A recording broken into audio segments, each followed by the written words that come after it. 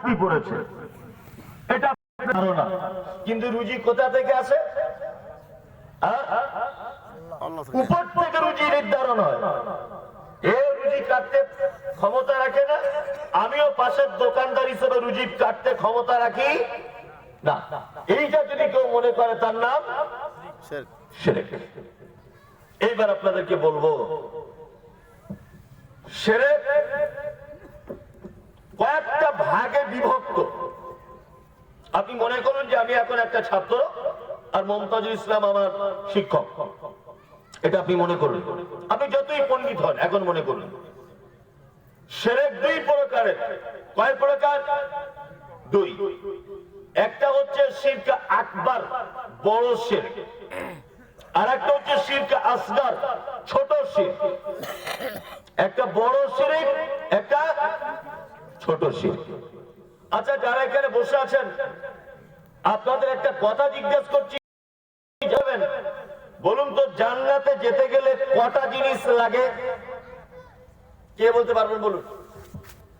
জান্নাতে যেতে গেলে কটি জিনিস লাগে? উনি যেটা জানেন সেটা বলেছেন। উনি বলেছেন ঈমান।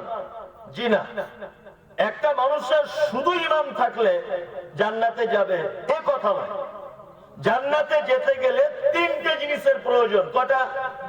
তিনটা। এক, ঈমান থাকতে হবে। দুই, তাকে মুসলিম হতে হবে।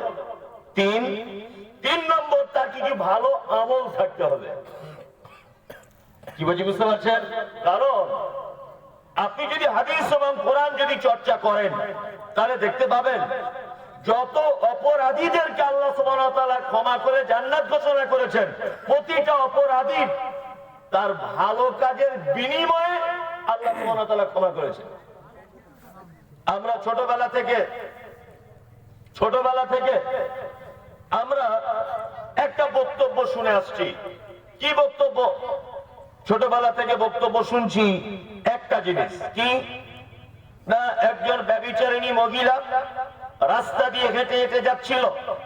যেতে যেতে দেখতে পেল কূপের ধারে, পানির কূপের সাইডে একজন তৃষ্ণার্ত কুকুর পিপাসায় কাতর হয়ে কাদামাটির জিভ দিয়ে চাটছে।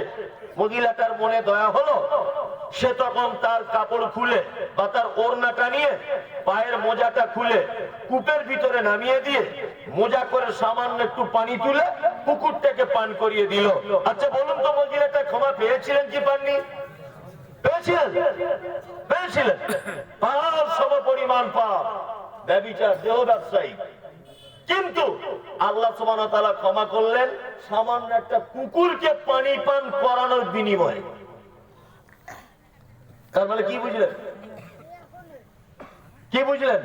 যে কোন মানুষকে যদি আল্লাহ জান্নাতে যাওয়ার ইচ্ছা করেন, যেকে আমি জান্নাতে দেব, তাহলে সামান্য ভালো কাজের মাধ্যমে আল্লাহ সুবহানাহু ওয়া তাআলা তাকে ক্ষমা করে দেন। তাহলে আপনারা জেনে গেলেন তিনটে কাজ লাগে জান্নাতে যেতে। কটা? তিনটা। এইবার আমি বলছি, খুব মনোযোগ দিয়ে শুনবেন। কেউ যদি শিরকে আকবার যদি করে,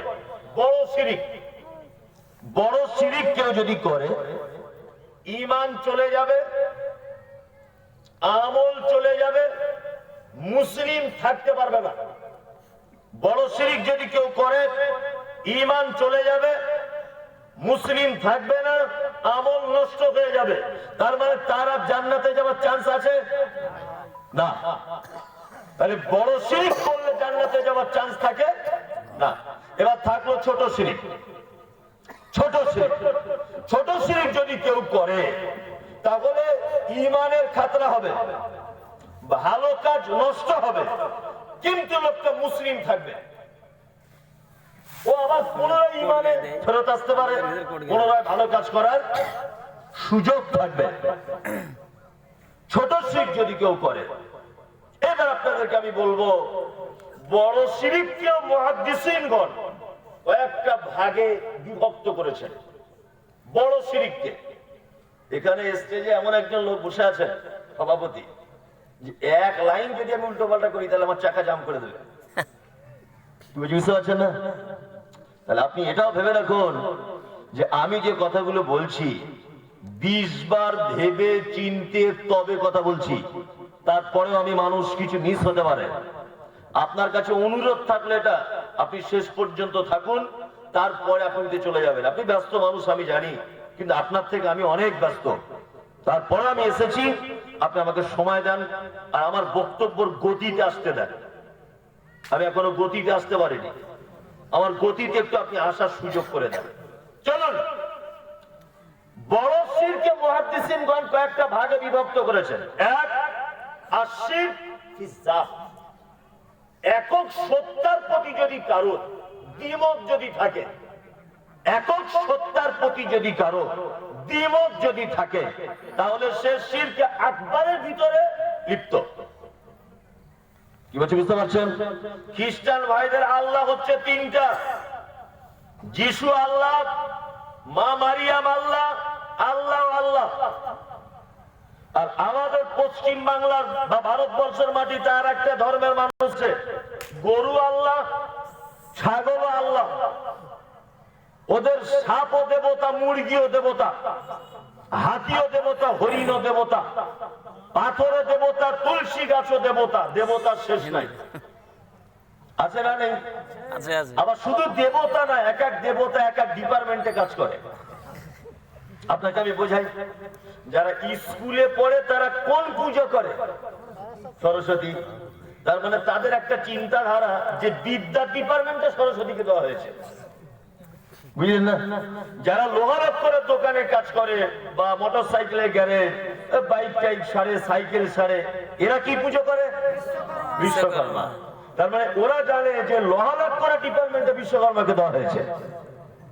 তার মানে আল্লাহ শেষ নেই ওদের। এক কথায় ওদের মাবুদের শেষ নেই, একাধিক স্রষ্টাতে বিশ্বাসী।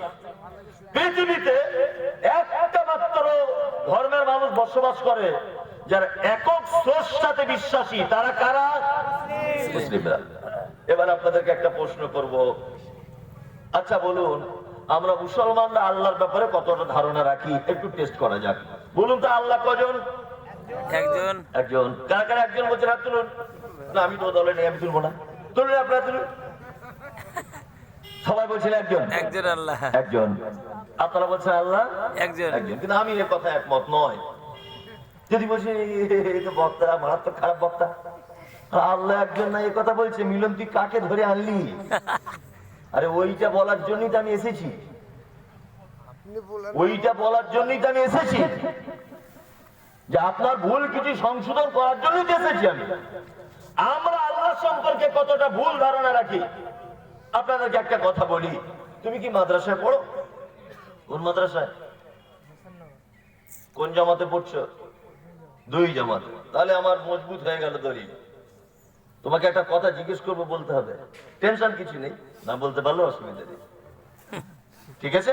তুমি মোটামুটি করে থাকো, ঘাবড়ানোর দরকার নেই। এখন আল্লাহ পবিত্র আল কোরআনের ভিতরে বলছেন, না ওটা বলার আগে আরেকটা কথা বলি। বাংলাতে দেখবেন 1 2 3 4 5 6 7 8 হাবি জাবি 100, এটা আছে না নেই? আছে। আচ্ছা, এটার ইংরেজি হয়? হয়। 1 2 3 4 5 6, একদম হাবি জাবি 100, 100 হয়ে গেল।